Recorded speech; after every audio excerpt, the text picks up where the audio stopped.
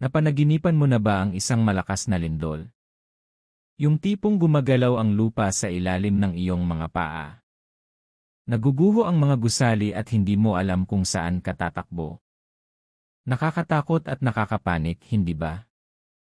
Pero ano nga ba talaga ang ibig sabihin ng lindol sa panaginip? Unang kahulugan, malaking pagbabago sa buhay. Sa totoo lang, ang lindol sa panaginip ay madalas simbolo ng biglaang pagbabago at pagkawala ng stability. Maaaring may malaking pangyayari sa buhay mo na nagdudulot ng pag-aalala o kawalan ng kasiguraduhan. Parang ang pundasyon ng isang bagay sa buhay mo ay nayayanig. Ikalawa, stress at emotional pressure. Kung natakot ka habang lumilindol sa panaginip, maaaring maraming problema o pressure ang bumabagabag sa isip mo ngayon. Ikatlo, takot sa hindi inaasahang pangyayari.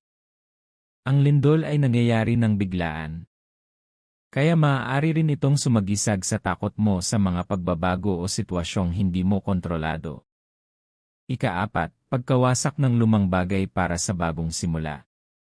Minsan, ang lindol ay hindi lamang tungkol sa pagkawala. Maaari rin itong simbolo ng pagtatapos ng isang yugto sa buhay at pagbubukas ng panibagong pagkakataon. Ikalima, depende sa nangyari sa panaginip. Importante ang detalye. Kung nakaligtas ka sa lindol, malalampasan mo ang mga pagsubok. Kung gumuho ang bahay o gusali, may malaking pagbabago sa personal o profesional na buhay mo.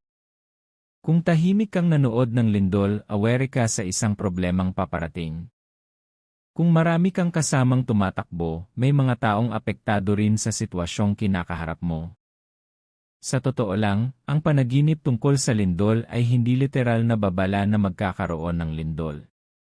Kadalasan, simbolo ito ng mga pagbabago, takot, at emosyonal na pagyanig na nararanasan mo sa totoong buhay. Kaya kung napanaginipan mo ang lindol, tanungin mo sarili mo, ano ba ang bahagi ng buhay ko na parang nayayanig o nagbabago ngayon? Kung nagustuhan mo ang video na ito, like, share, at subscribe sa Dream Signs. Para sa mas marami pang kahulugan ng panaginip. At ikaw, ano ang nangyari sa panaginip mo tungkol sa lindol? Nakatakas ka ba o nakita mo lamang ito? Ay comment mo sa baba. Hanggang sa susunod.